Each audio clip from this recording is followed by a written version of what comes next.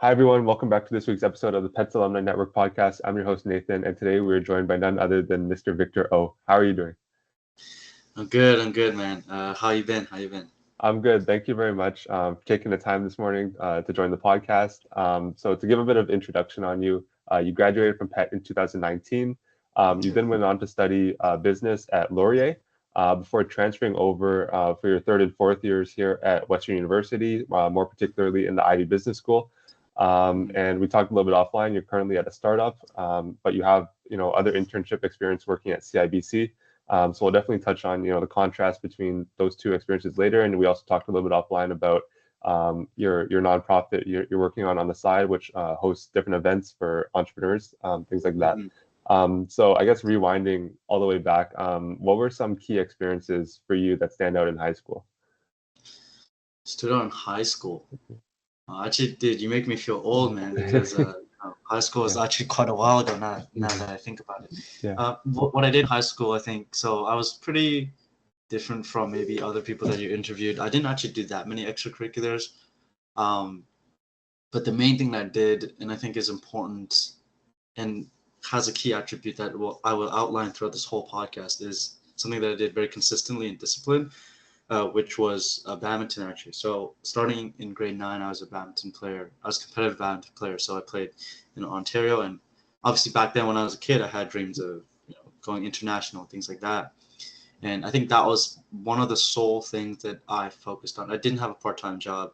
I didn't really do DECA or run for student council or things like that. I had a lot of friends that did, but the one thing that I did was badminton, and I trained like 5 times a week for like I maybe say like 20 hours a week on badminton, essentially balancing that with schoolwork.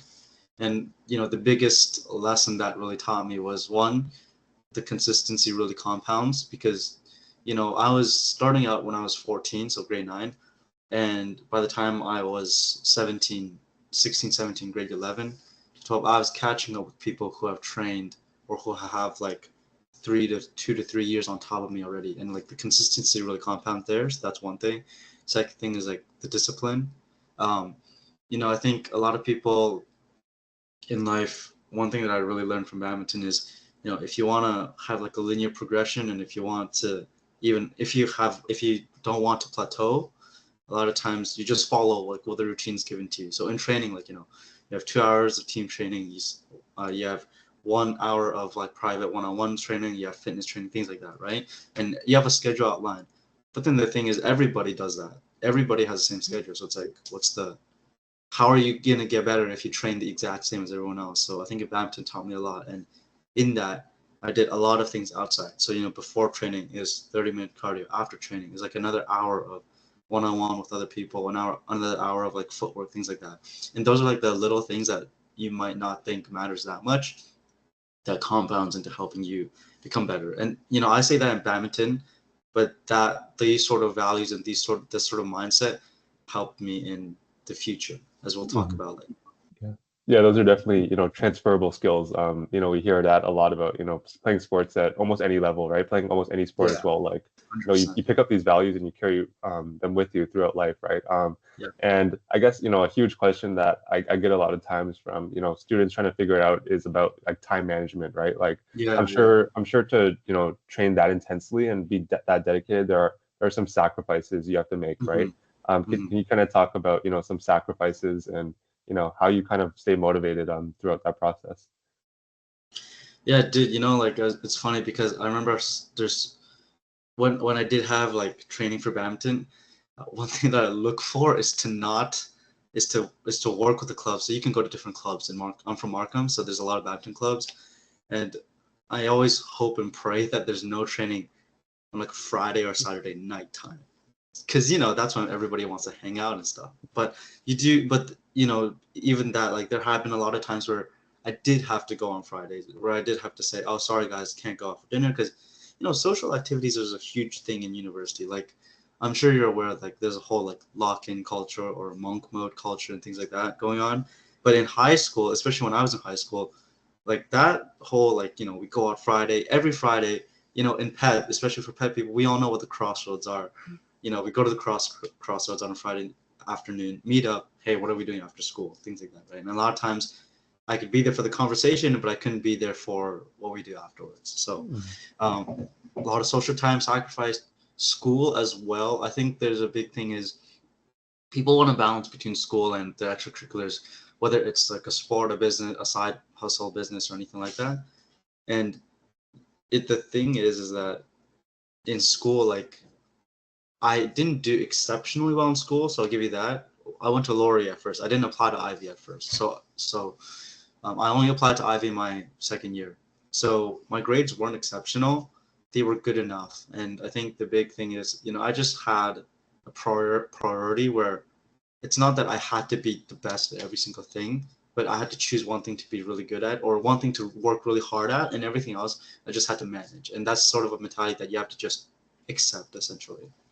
Yeah, I see that undertone of like prioritization, right? Like you Yeah, can't get everything done, right? You're yeah, gonna have to yeah, make that choice, whether it be, with your heart, with your mind. yeah, Like there are definitely some balancing factors there, right? And yeah. then like more so on the curriculum and like curricular side of things, rather than the extracurricular.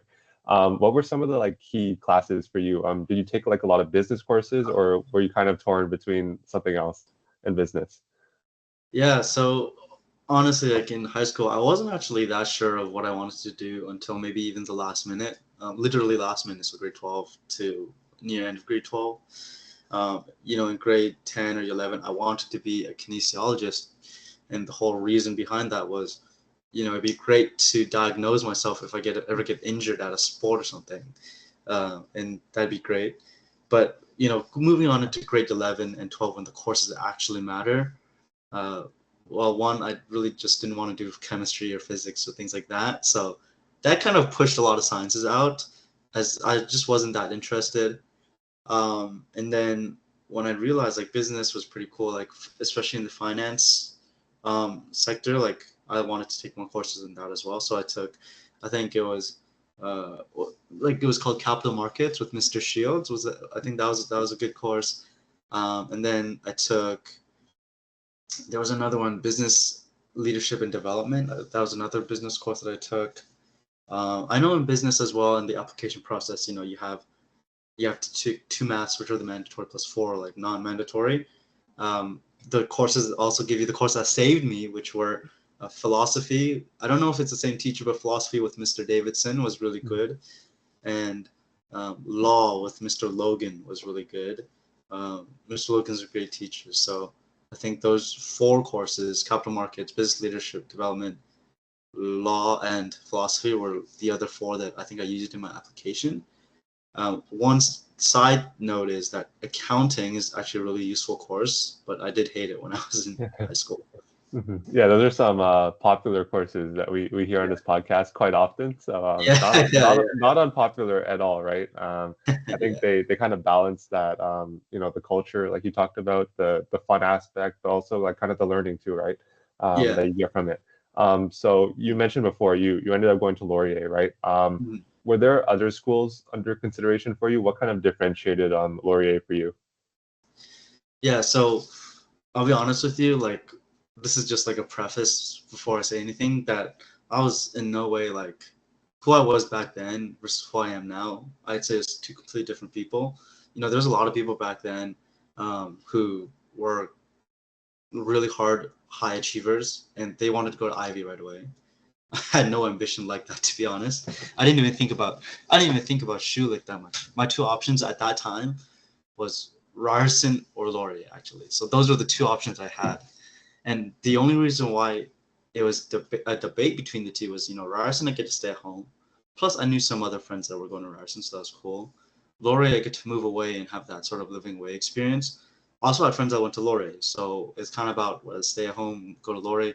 And Laurier had a co-op program, which was also more convincing than Ryerson. So I chose Laurier at the end. I just thought, but with the co-op program, quick teaser, I didn't actually get into the co-op program, and I'm sure we can talk about that as well. So yeah. Yeah.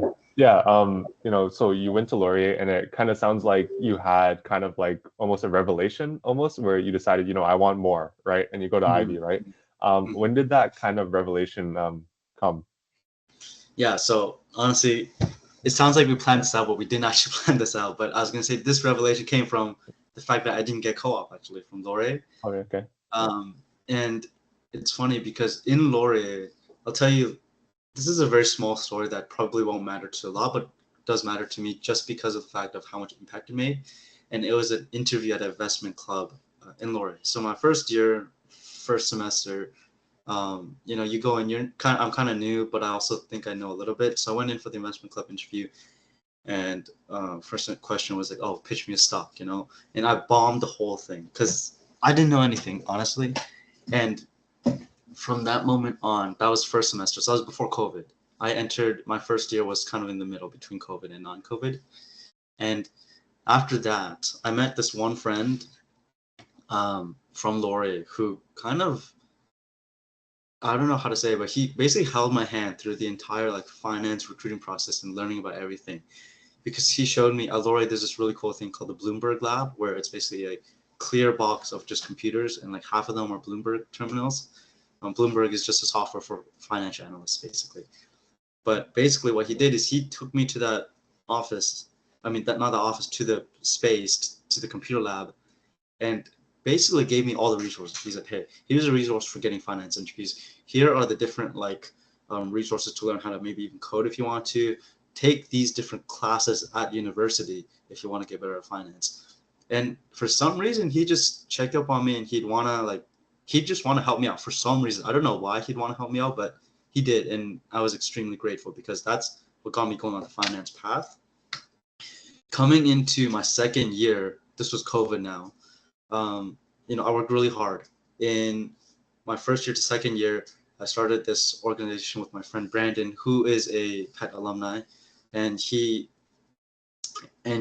started this thing called ISN, and basically it was just to help high school students make better decisions in which university they want to choose. We don't really run that anymore, but back then, we had a whole blog. We had a rating system for unis that are like 5-star rated, 4-star rated in terms of courses, workload, socials, things like that. I did that as part of my co-op application because I know it mattered. I worked really hard on my grades, really hard on my school extracurriculars. So I was part of like resident councils, ISEC. I don't know if you know ISEC, AISEC. It's like an international student organization. But in the end, I didn't even get co-op at the end, which felt like a bummer because a lot of my friends did. And two, co-op was kind of like, at that time in my mind, it was the gateway to job opportunities. If you didn't get it, you're at a complete disadvantage. And right now, and at that time, I was like depressed when I got the rejection letter. But the thing is again, luck. For some reason, another person appeared in my life, and I'm not even lying. I was at Bursey Park. Bursey Park, it's right next to Pat. I was at Bursey Park. I was just playing basketball with a few of my friends, and one guy who's 2 years older than me, I knew him back in high school. He said, "Hey, why don't you just apply to Ivy?" Because I told him about all my problems and stuff. So he said, "Why don't you just transfer to Ivy? They take these transfers. It's rare, but give it a shot. You have nothing to lose." And so that's when a lot of things changed, because the kicker was me realizing, okay, me getting jobs was going to be harder than just a simple application into a co-op portal. And so I had to do all these extra things, apply to Ivy. I networked a lot more. I worked at these non-paid startups just to get experience going. And yeah, I guess that was a real kicker, was just losing co-op and realizing that getting a job was going to be super hard at that point. Mm-hmm. Yeah. So, what I hear from that story is a lot of mentorship, right? Someone took you under their wing and they really helped you along the way, right? So, something that's super important with this page. And you mentioned that, kind of high school network that you had, which was, obviously something that I relate to here on this page. But, lastly, I kind of really admired the kind of forging your own path, right? The co-op door kind of closed for you, but then you were able to find another path, that led to even better things, right? So, I think that's super important to always be, open to opportunities. When one door closes, another one opens, right? 100%, So when you ended up, getting into Ivy, was the transition from high school to Laurier more difficult, or was it more difficult transitioning from Laurier into Ivy? Well, that's a good question, because we all know high school to university is a complete game changer. You move away, you meet new people, meet new classes, whole new way of learning. Damn, now that I think about it, I'll say the high school to Laurier honestly was a bit more, just because of the fact that university was completely new. Like, when I went to Ivy, I kind of still knew how university worked, but I'll give you that, like, Ivy had some big changes in terms of the personalities that I meet. Also in Ivy, the opportunities that occurred in finance, as Ivy's basically for business, especially, is known for, like, its finance and consulting sector. So, there's names that you kind of hear, and there's networking sessions and things brought by larger companies. So, like the big three in consulting, or bulge bracket, as they call it in finance.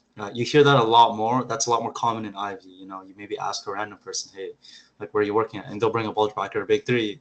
But in Laurier, it's not as common. And no, like, disrespect to Laurier, because everyone's cool there. But it's just difference in culture, different in the alumni pipeline as well, which matters as well. Right? So, yeah.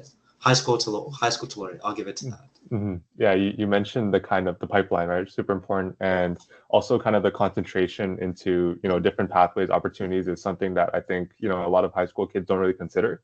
Yeah. Right, the quality of job options that come up, and Yeah. speaking about that, you were an intern at CIBC, right? Was that between Mm-hmm. your second and you went back twice, right? Was that like Yeah. second and third year? Okay. Yeah, what was the experience kind of like for you there? Like you said you worked really hard on gaining this understanding of finance and things. So when you got onto the job, how was that experience? Yeah. So essentially, when I worked at CIBC, it was between my second and third year, and between my third and fourth year. So those 2 summers. And honestly, the first internship I had was remote. So that was when, the world was still recovering from COVID. And I think being in remote, I'll be honest, like, it gave me a lot of time to, like, lock in, because you couldn't do anything else besides lock in when it's COVID.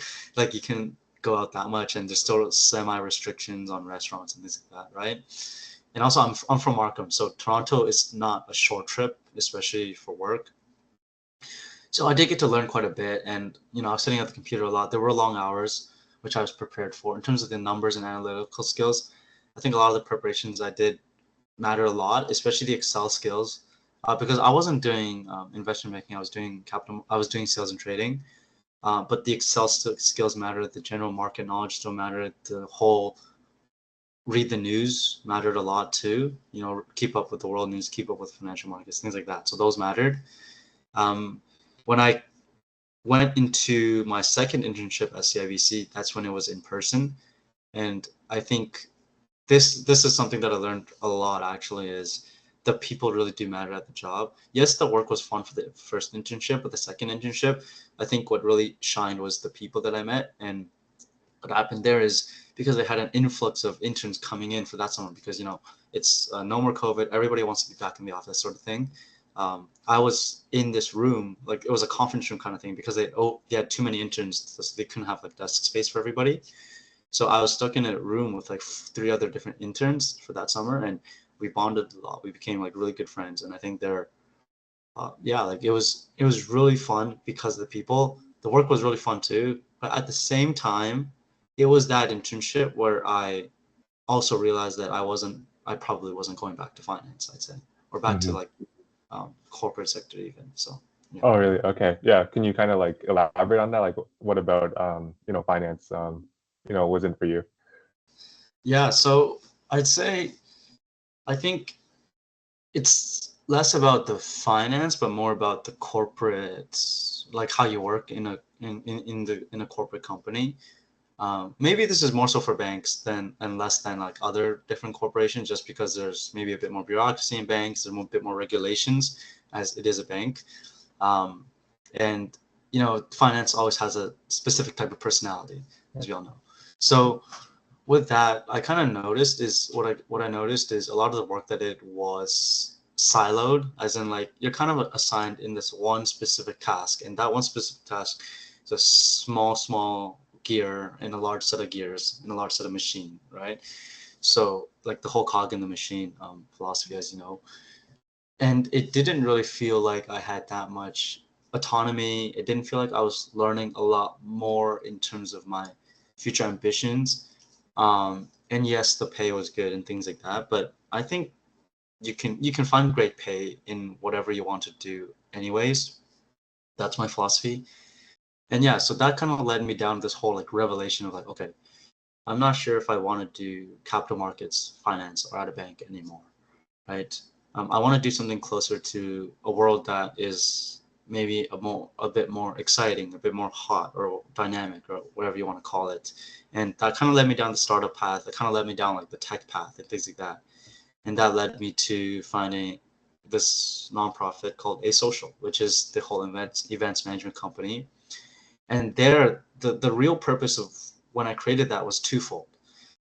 It was to, one, help startups and investors get together, because there's a whole like funding gap. Founders and startups want to get funded, investors want to find new deals and stuff like that. So I put them together, and I wanted to and I want to put them together in person. So I made events. And then the second fold was, I think it's a great experience. One, you get to be entrepreneurial. Two, you get to meet a bunch of people. Three, you get to leverage a network, which helped me find a new job because I was out of job. I didn't have a return offer coming up. I'll be blunt about that. So that was a twofold for Asocial. And after that, I kind of just fell more in love with startups and that whole culture over the corporate culture. So that leads you on to where you are today, Captain AI, right? Yeah. So you mentioned that job offer kind of came about, through doing something else, right? Which sounds like, what we touched on before, that whole theme of like, doors opening for you, when you go out looking for them, that kind of thing, right? Yeah. Specifically, how did this kind of, introduction first happen? Yeah. So before this, I'll give you like a 1 year breakdown. It was a tumultuous year, to be honest, because what happened was, so I ran Asocial basically in my 4th year of university, right? That's when I started.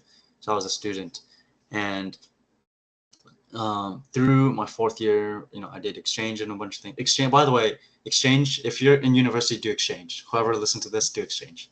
Just a side note.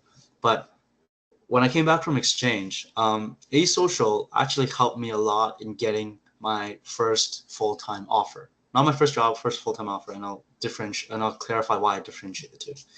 Asocial, because I leveraged such a large network, and I was able to get into this space with so many founders, so many investor stuff. I was able to get a job at this company called Silicon Valley Bank. If you read the news about Silicon Valley Bank, and for those who don't know, it is a bank that went bankrupt, actually. So while I had the offer, and it was really exciting, and I was going to work with startups while doing finance, which is the two things that I really liked, they went bankrupt in like March 2023 or April 2023, and I lost my offer there. I was still in Korea, so I didn't recruit while I was in Korea, but I was lucky enough that one of the companies I talked to before I went on exchange came back to me and said, hey, we hired someone new, they're forming a new team, come back. And so in July, I started at this company where I was essentially an economist. And basically what we did was we did consulting for construction companies. So a lot of the buildings, all the materials and the pricing and stuff like that, we did a lot of consulting and work around that essentially. I worked there for 3 months, and damn, dude, like, not because of the company or the people, but I just did not like it at all.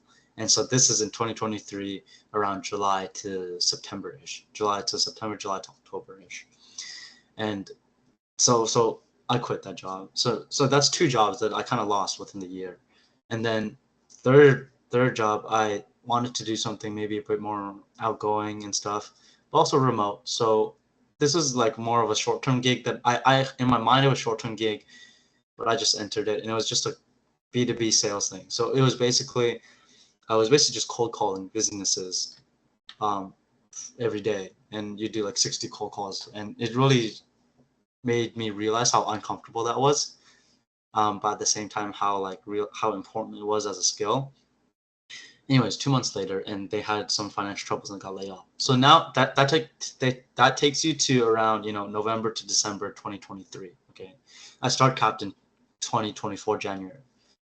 So essentially, after everything, after all the job losses and everything like that, the way I got Captain is, so one person at Captain who was at my role previously, he was a person that I founded Asocial with, actually. So he was like basically my partner, one of my really good friends, and I worked with him. I knew he was working at Captain the whole time. I never really wanted to work at Captain. I never really expressed interest. But he was leaving. He's going to China. He's going to go vacation, do his own thing. So he's leaving. And Captain's a fairly small company. It's, a team of 20. So he was finding a new person wasn't going to be super easy, but he knew I didn't have a job. I was kind of looking for opportunities. He came to me. He's like, yeah, like, do you want to work at Captain? And, I went through the fair process, interviews, everything, talk to the team, send them my past work and everything.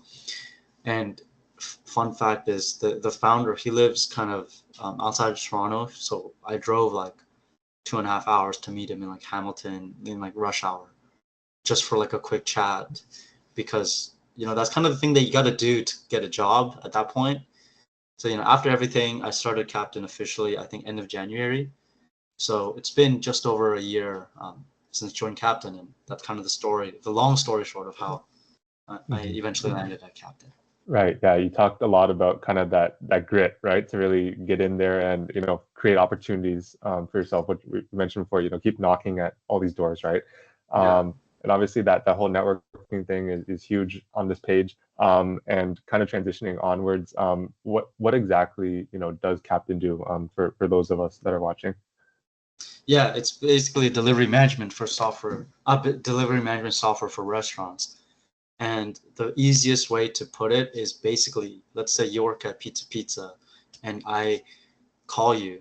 I'm like, hey, like I'm trying to order a pizza. You use our software on your terminal or your iPad or something, and on the terminal you have a bunch of drivers from DoorDash, Uber, and your own, and you're able to see which one's the most cost efficient, which one's the most time efficient, and you send that driver to my house basically, and that helps you save a lot of costs. You're able to see where the driver is to make sure they're going the right way, stuff like that, and it unlocks a bunch of transparency for delivery, and as well as operational efficiency as well. Right. Yeah. That's super important in today's economy where everything's so competitive, everything's very technologically driven. So you can definitely see the value proposition behind that for sure. And we talked a lot of offline and even on this podcast about you go from working at CIBC, which is one of Canada's biggest companies, into working at a startup, right? I'm sure there are a lot of differences that you feel day to day, and like the culture, the work environment, things like that. What are some of the similarities and differences between working at these two companies? Yeah, so, and this is essentially just a comparison, like Captain and CIBC, right? Just to clarify. Yes. Yeah, and so I guess I'll also add on like the biggest differences that I noticed as well, because this is a basic comparison between the corporate and the startup world itself. And I think one is the skill sets that get you rewarded, or the values and the mindset that get you rewarded, are the same in both. So things like diligence, things like execution, and things like punctuality are rewarded in both. And there's things that I think every single person, if you want to be an entrepreneur, if you want to work at a startup, if you want to work in corporate, should have these types of skills: is punctuality, execution, which is really important, and diligence. You get things done, you get things done with quality and at the right time. I think that's the biggest like transferring of skills and like similarities. But I think the biggest difference is in Captain and in a startup, like I get to do, well, in a sense, I get to do anything that I want, or anything that I should do actually. So in CIBC, if there's a problem, it's always like, hey, let this guy take care of it. Hey, that's not our responsibility. Hey, that's someone else's. Hey, we just focus on this one thing. And it kind of limits you. But for Captain, like I'm doing everything, like from helping the company get the right insurance, managing like the equity and the cap table for the company, to the financial management, in the budgeting and the forecasting, financial reporting, HR, like seeing who to hire, writing out the contracts for contractors or employees. Like you get to do a bunch of things in a startup that you probably wouldn't imagine doing in a big company, or it would take you like decades to finally get to that point in a big company. So I think that's probably the biggest difference, and the biggest similarity is probably the skills that get rewarded in these two industries. Yeah, you talked about the silos at CIBC, right? They have very clear processes, and it sounds like at Captain AI you get to be more of like a jack of all trades, right? You're doing a lot more, figuring out a lot more. And I guess my question, that kind of brings up is, how well do you think Ivy prepares you for this wide range of skills that you need, or do you think the school that you go to isn't all that important? Ooh, this is a tough one, and because I'm an Ivy alumni, I might get interesting feedback from this, but I'll say that Ivy definitely has prepared me because, you know, the way Ivy works is it equips you. So of course you're from Ivy, so you know, but for the people that don't know, it's fully a case-based like learning method, and you don't really go through too many. You go through minimal classes where it's a professor kind of giving a lecture on things. It's more so classes where you have where you're given a problem, a real business problem, and you figure out overnight. Next day you come to the professor as if they're kind of your CEO, or kind of your boss, and you're giving the professor like, here's my solution to the problem. And basically consultants at that point. I think that is really important because every day you face like business problems, and obviously I haven't seen a specific Ivy case present in where I work, but that whole mentality works because you're not just absorbing information, you're executing, you're taking action on something, and you're giving in, you know, you give like implementation plan and all these things, which I think is actually one of the most important things, which is what's the next step? Always asking what's the next step? What do I have to do next?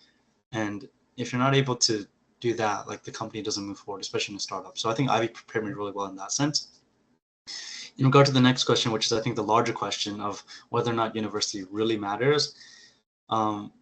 Honestly, for a person that kind of made a lot of opportunities myself, I would say there's a certain benchmark of university that will matter. So with that being said, it's like whether you go to Ivy, Rotman, Queens, I'll even squeeze Laurier in a little bit. Waterloo even, because Waterloo, you know, it's not business, but it is known for tech, and tech, there's a lot of entrepreneurs that come out of there. It's not going to matter. Like, it's not going to separate between you being a homeless or a millionaire, I'd say. I'll put it that way. Because for me, a lot of these opportunities that I did, it's not like, you know, if I went to Goldman Sachs, I'll say, yes, like Ivy Alumni Network, it changed the game for me, right? But I didn't go to Goldman Sachs and I went to a startup, and I created a lot of these opportunities myself, where I went out myself to go network. And I think anybody from any university could have done that, regardless of which university went to. But the biggest thing is also the people at the universities, right? And you kind of have to select. So for me, obviously, there's a lot of serendipity involved. You know, somebody decided to be helpful for some reason. I don't know why they decided to help me for finance. I somehow met the co-founder for Asocial, and he's the one that led me to Captain, right? And this was a lot of serendipity. And the only way you can maximize this just serendipity in meeting people is to put yourself out there once again, which is your own choice and your own opportunity. So for me, university won't matter that much above a certain threshold.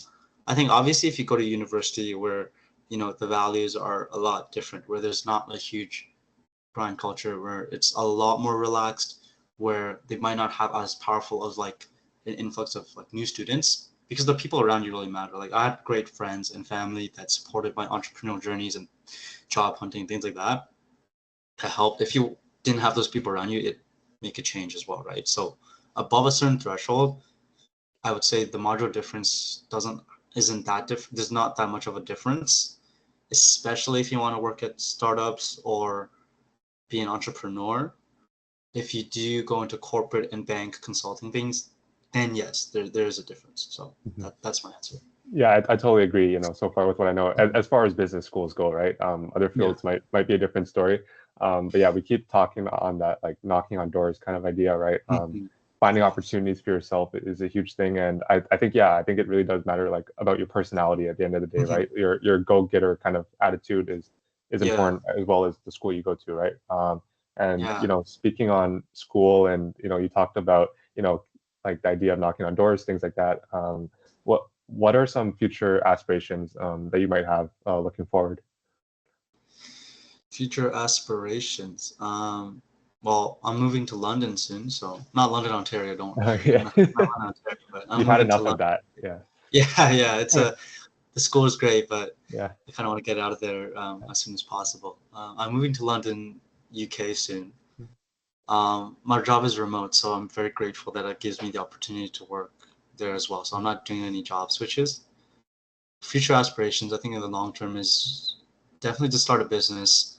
And funny enough, I told myself, after this job, wherever I go, I'm not gonna, I'm not gonna, I'm not gonna apply for another corporate job again. That's essentially something I told myself. So we'll see where that statement takes me. Maybe I'll end up on the streets and I'll hit you and you'll see me, or maybe I'll be somewhere else. So who knows? Hopefully the latter.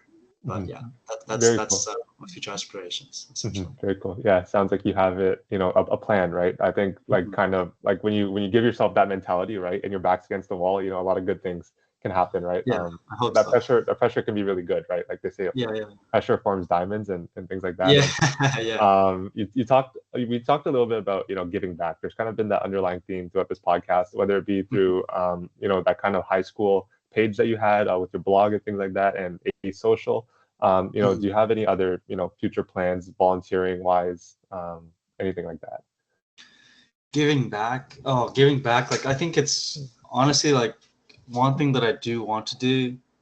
It's a part of me doesn't feel like qualified enough to do it yet, but I think a part of me really does want to be like some sort of mentor to people in the future.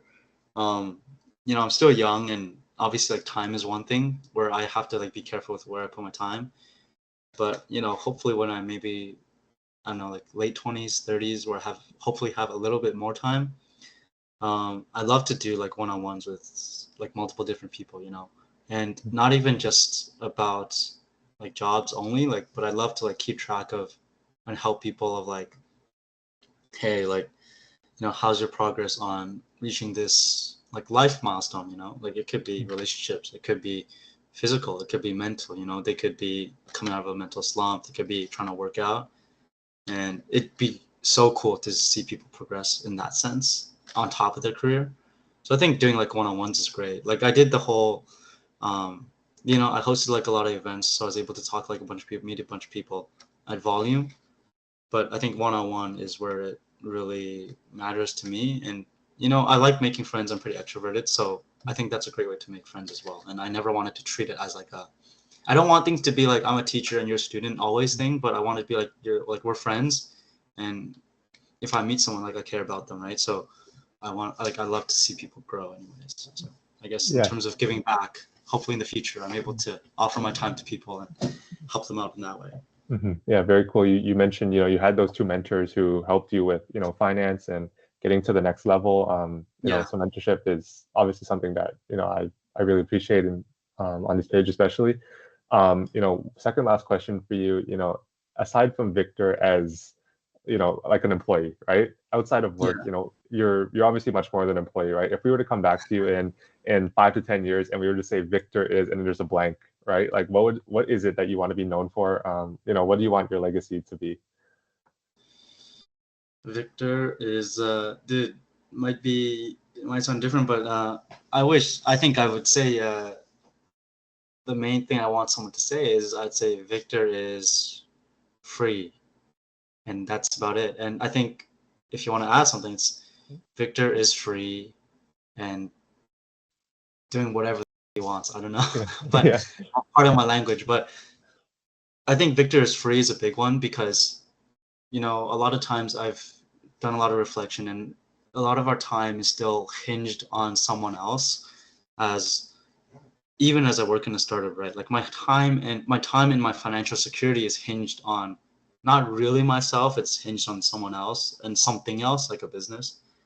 And so I think the best thing is, in a few years, I hope that my time and my money and things like that are hinged on like myself. So obviously entrepreneurial path is probably the way to go, or it's like, being a contractor and things like that, where you have like multiple streams of income. So I think the best way to say it is, I hope in 5 to 10 years, someone can say like, wow, Victor is free, and free to the point where hopefully LinkedIn doesn't matter. There's a quote that I said is, how you made it is kind of when it's the whole goal of going on LinkedIn is to one day make sure that LinkedIn doesn't matter anymore, actually. So, right. When people retire, who uses LinkedIn? Right. Yeah, that's some good perspective. I never really thought about it like that. Yeah. Yeah. So that totally makes sense. Yeah.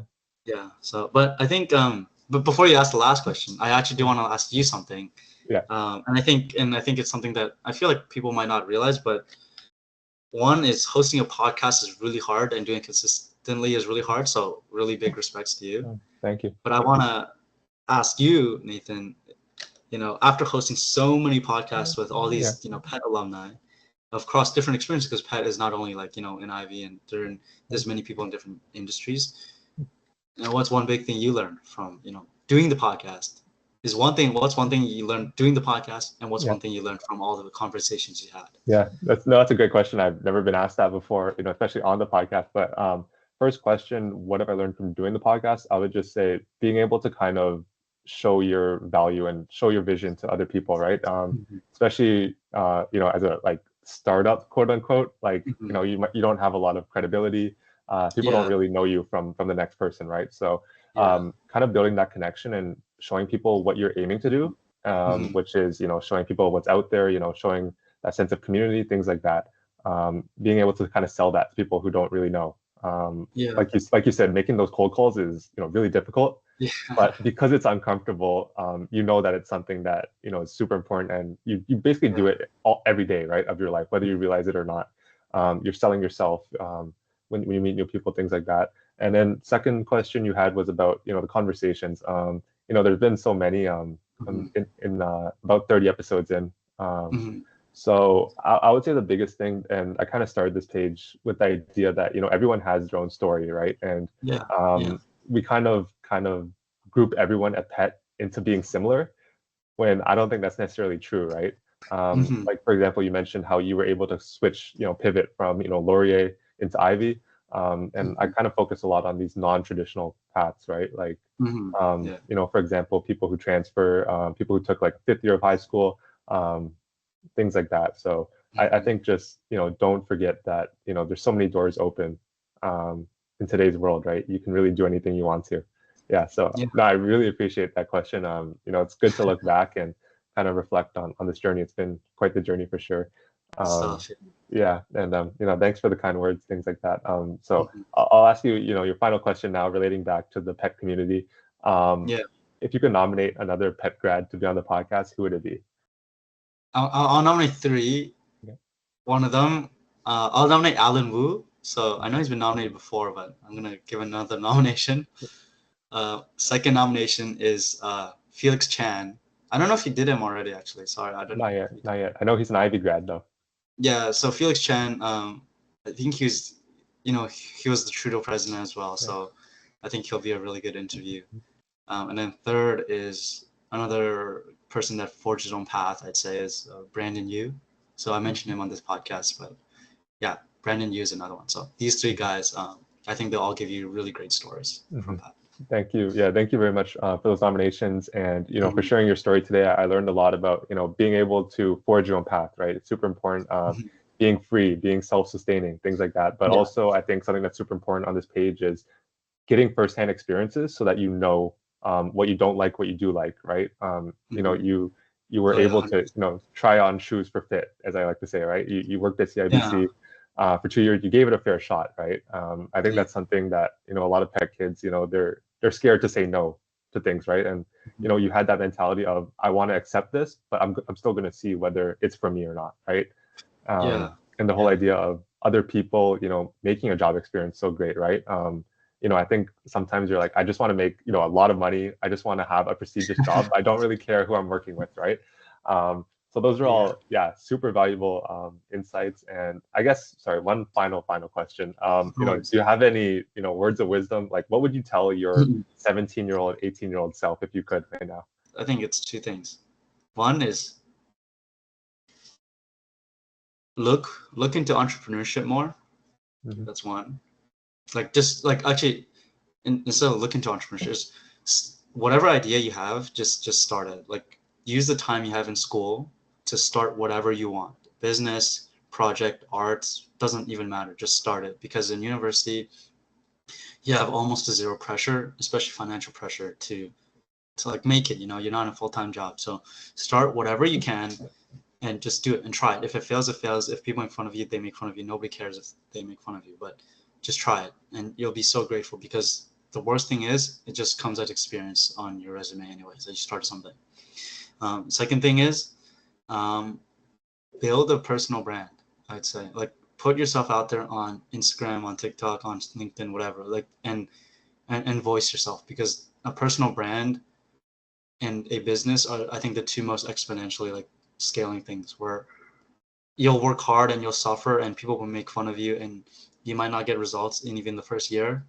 But on the fifth year, if you kept doing these things every single day, by the fifth year, you'll have success without doing anything at that point. So focus on do those two things if I was talking to my younger self. And I think Yeah, those, if you're 18 and stuff, if you're 18 and 17 right now, like I think, yeah, do those things. Try whatever you, just be entrepreneurial, do whatever you want, and work on a personal brand, wherever platform that is. Write a newsletter even.